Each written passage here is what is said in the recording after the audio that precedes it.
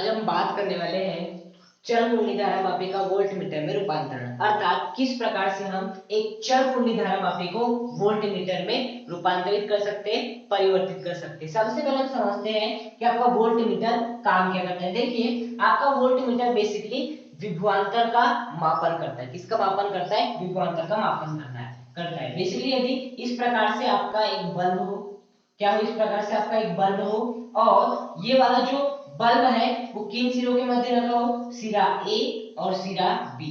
यदि आपके दो सिरों सिरे ए और सिरे बी के बीच में क्या रखा हो? आपका इस प्रकार से बल्ब रखा हो और इस बल्ब में से जो धारा प्रवाहित हो रही है वो कितनी धारा प्रवाहित हो रही हो? आई धारा प्रवाहित हो रही हो। अब जैसे इसमें से आई धारा प्रवाहित होगी, ये क्या करेगा?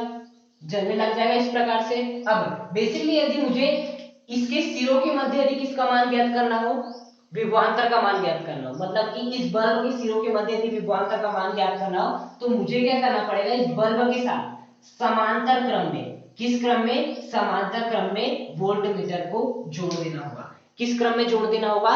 समांतर क्रम में जोड़ देना होगा वोल्ट मीटर को बेसिकली। ओके, अब एक बात का ध्यान रखिए, ये जो आपका वोल्ट मीटर होता है ना, इसका जो प्रतिरोध होता है वो काफी उच्च होता है।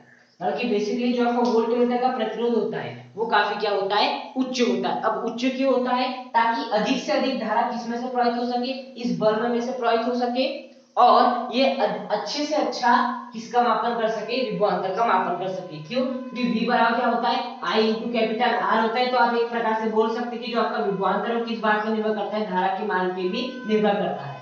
इसी कारण इसका प्रतिरोध, वोल्ट मीटर का प्रतिरोध बहुत ही उच्च रखा जाता है, जिसके कारण इसमें से अधिक धारा प्रवाहित हो सके और यदि इसमें से अधिक धारा प्रवाहित होगी तो अच्छे से किसका मापन कर सके?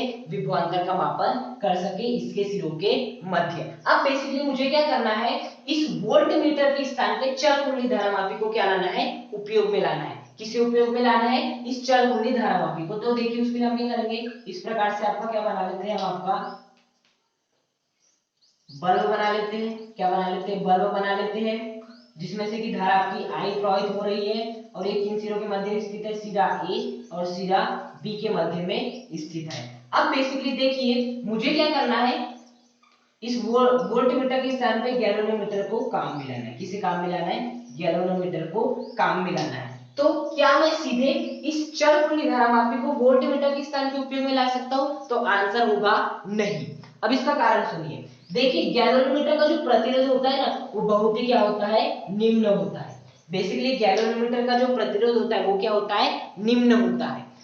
वोल्ट मीटर का प्रतिरोध देखिए बहुत ही उच्च होता है, जबकि गैलोनोमीटर का प्रतिरोध बहुत ही निम्न होता है। मतलब मैं सीधे सीधे इस वोल्ट मीटर के स्थान पर गैलोनोमीटर को काम में नहीं ला सकता हूँ। किसे काम में नहीं ला सकता हूँ? इस वोल्ट मीटर के स्थान पर गैलोनोमीटर को सीधे काम में नहीं ला सकता, क्योंकि इसका प्रतिरोध बहुत उच्च होता है, इसका प्रतिरोध बहुत ही निम्न होता है। तो देखिए यहाँ पर हमें कुछ व्यवस्था करनी रहती है। क्या करनी रहती है? कुछ व्यवस्था करनी रहती है। उसी व्यवस्था को हमें इस टॉपिक में पढ़ना है कि किस प्रकार से हम चर कुंडली धारा मापी को वोल्ट मीटर के स्थान पर प्रयोग में ला सकते हैं। तो प्रयोग में लाने के लिए हमें क्या व्यवस्था करनी होगी, बेसिकली इस टॉपिक में हमें यही जानना है। तो देखिए इसका प्रतिरोध क्या होता है? बहुत ही निम्न होता है। तो हम क्या करते हैं, इस गैलोनोमीटर के साथ, बेसिकली जो आपका गैलोनोमीटर है, हम क्या करते हैं, इसके साथ एक प्रतिरोध जोड़ देते हैं।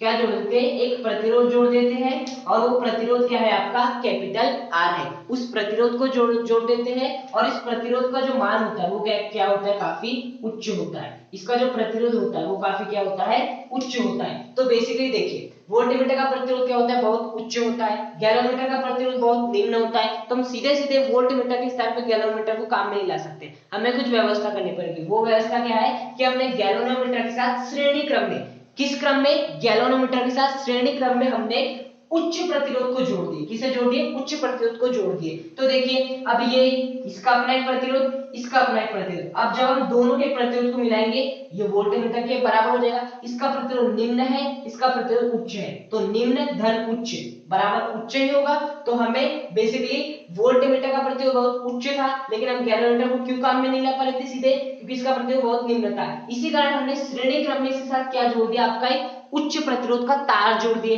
अब इसका प्रतिरोध क्या है? उच्च हो गया। बेसिकली मतलब इस भाग का जो प्रतिरोध हो गया वो क्या हो गया? बहुत उच्च हो गया, इस भाग का भी प्रतिरोध क्या बहुत ही उच्च है। तो हम यदि हम ये वाली व्यवस्था कर देते हैं तो हम वोल्टमीटर के स्थान पे गैलोरीमीटर को आसानी से ला सकते हैं। तो हमें जब भी वोल्टमीटर के स्थान पे गैलोरीमीटर को काम में लाना होगा, गैलोमीटर को काम में लाना होगा, तो हम सीधे गैलोमीटर को काम में लाएंगे। गैलोमीटर के साथ पहले श्रेणी क्रम में क्या जोड़ेंगे, एक उच्च प्रतिरोध को जोड़ देंगे, जिस कारण इस संपूर्ण का जो प्रतिरोध हो जाएगा वो भी उच्च हो जाएगा। तो यहाँ का भी प्रतिरोध उच्च और यहाँ का प्रतिरोध उच्च, आपकी बेसिकली व्यवस्था बन गई अच्छे से। तो ये क्या करेगा, अब इसके सिरों के मध्य जो विभवांतर आसानी से ज्ञात कर पाएगा। बेसिकली ये क्या हो रही है आपकी, ये आपका प्रकार दे रहा है क्योंकि इसमें से धारा प्रवाहित होगी, मैं बनाना भूल गया था। ओके, तो अब देखिए बेसिकली हमने ऐसा किए क्यों है। अब आप बोल सकते हैं कि नहीं इसका प्रतिरोध उच्च था, गैलोमीटर का निम्न था, तो इसका प्रतिरोध भी उच्च करने के लिए हमने इसके साथ श्रेणी क्रम में उच्च प्रतिरोध को जोड़ दिए, जिससे इसका भी प्रतिरोध उच्च हो गया, इसका भी प्रतिरोध उच्च हो गया और हम आसानी से कर सकते हैं। अब देखिए ये तो एक आपका कारण हो गया समझने लायक, लेकिन यदि इसे प्रैक्टिकली समझना है तो देखिए किस प्रकार समझ सकते हैं। मैं मानता नहीं है, सब कुछ आपको दिखाऊंगा। देखिए ये यदि सिरा ए है तो ये भी सिरा क्या होगा, ए होगा। यदि ये सिरा बी है तो ये सिरा क्या होगा आपका, बी ही होगा। बेसिकली उच्च प्रतिरोध कोई कारण नहीं हुआ, उच्च प्रतिरोध कोई कारण नहीं हुआ। तो मैं आपको प्रैक्टिकली समझाऊंगा कि हमने ये उच्च प्रतिरोध को श्रेणी क्रम में क्यों जोड़े हैं। अब देखना, हम समांतर क्रम में भी जोड़ सकते थे, क्यों नहीं जोड़े, तो मैं वही कारण अब बताने जा रहा हूं। देखिए ये सिरा यदि ए है तो ये सिरा ए होगा, यदि ये सिरा बी है तो ये सिरा बी होगा। देखिए मतलब इसके सिरों के मध्य विभवांतर इसके सिरों के मध्य के विभवांतर के क्या होने वाला है, बराबर होने वाला है। अब मैं मान लेता हूं कि इसके सिरों के मध्य जो विभवांतर है वो कितना है आपका, v है। v अर्थात कितना है आपका, 20 वोल्ट है। कितना वोल्ट है, 20 वोल्ट है। ओके, अब देखिए जैसे मैं धारा I प्रवाहित करता हूं तो बेसिकली आपका गैलोरीमीटर केवल कितनी धारा अपने में से प्रवाहित कर सकता है, 5 मिली एम्पीयर। तो यहां से कितनी धारा प्रवाहित होगी, 5 मिली एम्पीयर धारा प्रवाहित होगी। कितनी धारा होगी, 5 मिली एम्पीयर धारा प्रवाहित होगी। अब एक बार मैं क्या कर लेता हूं, इस उच्च प्रतिरोध को काम में नहीं लेता हूं। ओके, एक बार मैं इस उच्च प्रतिरोध को काम में नहीं लेता हूं, तब देखना क्या होगा, बताइए आपकी कितनी धारा प्रवाहित हुई थी, आई धारा प्रवाहित हो रही थी। ये केवल अपने में से कितनी प्रवाहित कर सकता है, 5 मिली एम्पीयर धारा ही प्रवाहित कर सकता है, जो कि IG का मान है। अब देखिए यहाँ पर एक बात गौर कीजिएगा, यहाँ पर हम मान लेते हैं इसका प्रतिरोध कितना है, 2 ओम है। कितना है, 2 ओम है। क्यों 2 ओम मान रहे, क्योंकि इसका जो प्रतिरोध होता है वो क्या होता है, बहुत ही निम्न होता है। तो देखिए ये अधिकतम कितनी धारा प्रवाहित कर सकता है अपने से, 5 मिली एम्पीयर। उससे तो कोई ज्यादा करेगा तो ये क्या होगा, टूट जाएगा। हमें थोड़ा ना तोड़ना है, हमें तो इसे काम में लाना है अच्छे से। तो इसमें से कितनी प्रवाहित हो सकती है, 5 मिली एम्पीयर धारा ही प्रवाहित हो सकती है, बिल्कुल। तो देखिए इसका प्रतिरोध कितना है, 2 ओम है। कितना है, 2 ओम है, जबकि धारा कितनी प्रवाहित हो रही है इसमें से, 5 मिली एम्पीयर। तो देखिए 5 × 2 बेसिकली जो आपका क्या होता है, V बराबर क्या होता है आपका, I × R होता है। तो I का मान कितना है, 5 × R का मान कितना है, 2। तो 5 × 2 कितना हो जाएगा, 10। अर्थात बेसिकली इसके सिरों के जो मध्य विभवांतर है, यदि ये प्रतिरोध ना हो तो बेसिकली इसके सिरों के मध्य जो विभवांतर आएगा वो कितना आएगा, 10 वोल्ट आएगा। कितना आएगा, 10 वोल्ट आएगा। और जबकि इस A और B के सिरों के मध्य विभवांतर कितना है, मतलब कि इस बल्ब के सिरों के मध्य विभवांतर कितना है, 20 वोल्ट। और इस A और B के मतलब जो गैलोरीमीटर के सिरों के मध्य विभवांतर कितना है, 10 वोल्ट। चूंकि ये दोनों क्या है, जो बिंदु समान है, ये जिन बिंदुओं के बीच में स्थित है, यही ये भी गैलोरीमीटर उन्हीं दो बिंदुओं के बीच में स्थित है। तो यहाँ का विभवांतर यहाँ के विभवांतर के बराबर होना चाहिए, लेकिन क्या आ रहा है, नहीं आ रहा है। तो विभवांतर बराबर नहीं है, लेकिन विभवांतर बराबर होना चाहिए। तो विभवांतर को बराबर करने के लिए ये क्या करेगा, जानबूझ के अपने में से कितनी धारा प्रवाहित करेगा, 10 मिली एम्पीयर की धारा प्रवाहित करेगा। अब यदि 10 मिली एम्पीयर की धारा प्रवाहित करेगा तो देखिए क्या होगा, 10 × 2 कितना हो जाएगा, 20 हो जाएगा। विभवांतर तो यहाँ का विभवांतर 20 वोल्ट, यहाँ का विभवांतर 20 वोल्ट, विभवांतर आपका समान हो गया। और वो जानबूझ के करेगा भी, क्योंकि खासियत ये, यदि आपके सिरे यदि सेम हो, ये A है ये B है, ये A है ये B है, तो आपके विभवांतर समान होंगे। यदि 20 वोल्ट है तो ये भी 20 वोल्ट करना चाहेगा। अब उसके लिए उसे कितनी धारा लेनी पड़े, उसका कितना नुकसान हो जाए, तो वो जानबूझ के क्या करेगा, अपने में से 10 मिली एम्पीयर धारा प्रवाहित करेगा। अब यदि 5 मिली एम्पीयर से थोड़ी सी भी ज्यादा धारा प्रवाहित हो जाती है तो ये टूट जाता है। अब बताओ 10 मिली एम्पीयर, अब तो ये पूरी तरह से बर्बाद हो जाएगा। और क्या हमें बर्बाद करना है, नहीं करना है। तो बेसिकली हम क्या करते हैं, इसके साथ श्रेणी क्रम में, किस क्रम में, श्रेणी क्रम में एक हम उच्च प्रतिरोध आपका कैपिटल R जोड़ देते हैं। ओके, अब यहाँ पर एक बात गौर कीजिएगा। अब इसमें से धारा कितनी प्रवाहित हो रही है? 5 मिली एम्पीयर धारा प्रवाहित हो रही है, जो कि झेल सकता है। तो देखिए, यदि मुझे इसके सिरों के मध्य विभवांतर निकालना तो क्या होता है? V बराबर I इंटू R होता है। सबसे पहले जो आपकी 5 मिली एम्पीयर की धारा इसमें से प्रवाहित होगी, फिर इसमें से प्रवाहित होगी। तो देखिए, R में से जो धारा प्रवाहित होगी, मतलब कि वो 5 मिली एम्पीयर होगी, इसका जो प्रतिरोध है वो मैं मान लेता हूँ कितना है आपका? 2 ओम है। कितना है? इस R का मान कितना है आपका? 2 ओम है। तो देखिए, धारा का मान कितना है? 5 मिली एम्पीयर इंटू R का मान कितना है? 2। तो 5 इंटू 2 कितना हो जाएगा? 10। अब हम देखेंगे यहाँ पर विभवांतर V बराबर क्या होता है? I into R। I का मान इसमें से भी कितनी प्रवाहित होगी? 5 मिली एम्पीयर इंटू इसका भी प्रतिरोध कितना है? 2 ओम है। तो 5 इंटू 2 10। तो देखिए, यहाँ पर विभवांतर 10, यहाँ पर विभवांतर कितना हो जाएगा? 10। तो 10 प्लस 10 कितना हो जाएगा? 10 प्लस 10 बराबर 20 हो जाएगा। तो देखिए, इस AB के सिरों के मध्य भी विभवांतर कितना आ गया? 20 वोल्ट, और यहाँ के सिरों के मध्य विभवांतर कितना आ गया? 20 वोल्ट। क्या हमें इस गैल्वेनोमीटर का नुकसान देखना पड़ा? नहीं देखना पड़ा।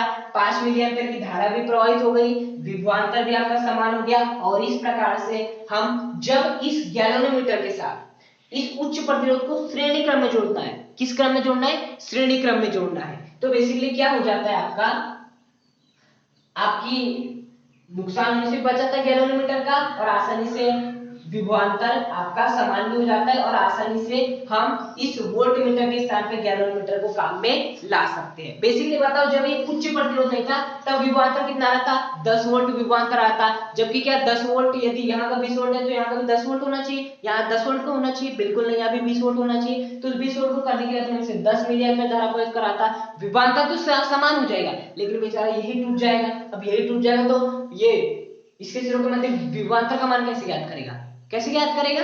अब उसी लिए हम क्या जोड़ देते हैं? इसके साथ एक श्रेणी क्रम में उच्च प्रतिरोध को जोड़ देते हैं। उच्च प्रतिरोध को जैसे जोड़े तो यहाँ से भी 5 मिली एम्पीयर होगी, यहाँ से भी 5 मिली एम्पीयर, इसका भी 2 है, इसका भी 2 है, तो टोटल 20 वोल्ट का विभवांतर यहाँ पर भी उत्पन्न हो जाएगा। तो इस प्रकार से हमने आपके गैल्वेनोमीटर को भी टूटने से भी बचा लिए, और बेसिकली हमने वोल्टमीटर के स्थान पर किसका? चरकुंडी धारा मापी को आसानी से यूज में भी ला लिए। ओके, अब बेसिकली यहाँ पर एक छोटी सी डेरिवेशन है, वो कर लेते हैं। वो डेरिवेशन में हमें करना है, बेसिकली वो डेरिवेशन में हमें ये करना है कि ये जो आपका R का मान है उसे निकालना है। बेसिकली किसका मान निकालना है? इस R का मान निकालना है। किस R का मान हमें क्या रखना होगा? इसमें जो धारा प्रवाहित होगी वो कौन सी होगी? IG धारा प्रवाहित होगी। अब देखिए, बेसिकली यदि मैं बात करूं AB सिरों के मध्य विभवांतर, किसके सिरों के मध्य? AB सिरों के मध्य विभवांतर, तो V बराबर कितना हो जाएगा? I into capital R। कितना हो जाएगा? I इंटू कैपिटल R हो जाएगा। अब इसके बाद देखिए, इस AB सिरों के मध्य यदि मैं विभवांतर की बात करूंगा तो मुझे इस I धारा का मान देखना होगा। I धारा कौन सी होगी? जो कि इस AB सिरों से प्रवाहित होगी। AB सिरों से कौन सी धारा प्रवाहित होगी? IG धारा। तो यहाँ पर I का स्थान पे क्या आ जाएगा? IG। अब बात आता है R की। R क्या होगा? बेसिकली यहाँ जो R लेते हैं ना, वो तुल्य R लेते हैं, मतलब कि तुल्य प्रतिरोध लेते हैं। तो हमें यहाँ पर भी क्या लेना पड़ेगा? इनका तुल्य प्रतिरोध लेना पड़ेगा। अब बेसिकली ये दोनों किस क्रम में? श्रेणी क्रम में। और श्रेणी क्रम में जो तुल्य प्रतिरोध का जो मान होता है वो बेसिकली कितना होता है? R1 प्लस R2 होता है।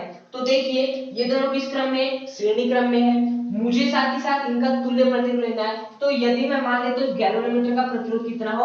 Rg हो, तो बेसिकली इन दोनों का तुल्य प्रतिरोध कितना हो जाएगा आपका?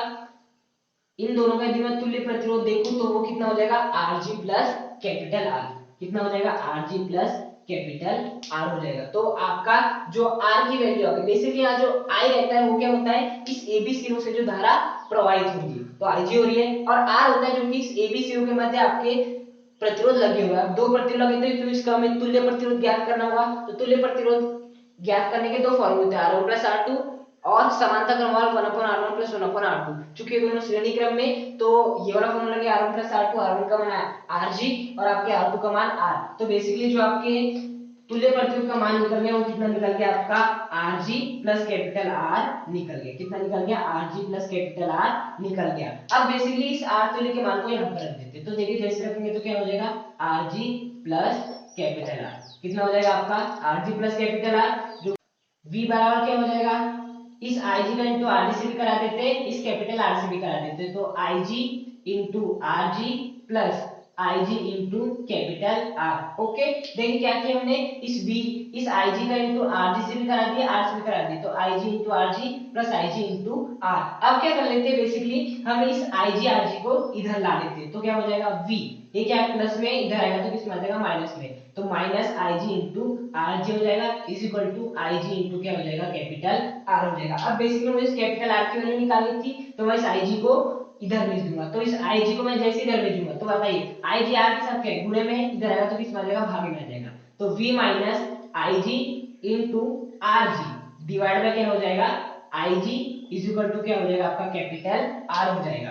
बेसिकली इनटू कराया, उसके बाद मैंने इस IG RG को इधर भेजा, प्लस में था तो माइनस में आ जाएगा, फिर क्या बचा इधर IG इंटू R बचा, अब इस IG गुणा में इधर आएगा तो भाग में आ जाएगा, तो भाग में आ गया। अब बेसिकली हम क्या करते हैं, इसे मैं ऐसे लिख सकता हूं, आपका इस टर्म को मैं ऐसे लिख सकता हूं V upon IG minus IG into RG upon IG is equal to R। क्या मैं इस टर्म को ऐसे लिख सकता हूं V upon IG minus IG RG upon IG लिख सकता हूं। अब देखिए IG से IG कैंसिल, तो basically V upon IG minus IG से IG कैंसिल, यहाँ पर केवल क्या बचा RG बचा, वो किसके बराबर आ जाएगा आपके कैपिटल R के बराबर आ जाएगा, किसके बराबर आ जाएगा कैपिटल R के बराबर हो जाएगा। तो यही आपको डेरिवेशन यहाँ पर लिखनी है, क्या लिखनी है बेसिकली यहाँ पर, ये वाली आपको डेरिवेशन लिखनी है। तो इस प्रकार से आपका जो R का मान होगा, यहाँ पर जो आपको उच्च प्रतिरोध लेना है वो इस सूत्र का पालन करते हुए लेना है। V क्या होगा, जो कि इसके सिरों के मध्य विभवांतर होगा बेसिकली, IG क्या होगा, जो कि इसमें से धारा प्रवाहित हो रही होगी, और बेसिकली RG क्या होगा, जो इस गैलोमीटर का प्रतिरोध है, जो कि मुझे मालूम होगा, सब कुछ मुझे मालूम होगा, R का मान मैं आसानी से निकाल लूंगा। ओके, तो इस प्रकार से हमने आज की वीडियो में क्या सीखा कि हम चल मूली धारामापी को वोल्टमीटर में कैसे रूपांतरित कर सकते हैं, अर्थात वोल्टमीटर के स्थान पे हम चल मूली धारामापी को कैसे उपयोग में ला सकते हैं। उसके साथ बस हमें क्या करना है, चल मूली धारामापी को के साथ श्रेणी क्रम में क्या प्रयोग में लाना है, उच्च प्रतिरोध को काम में लाना है। Thank you.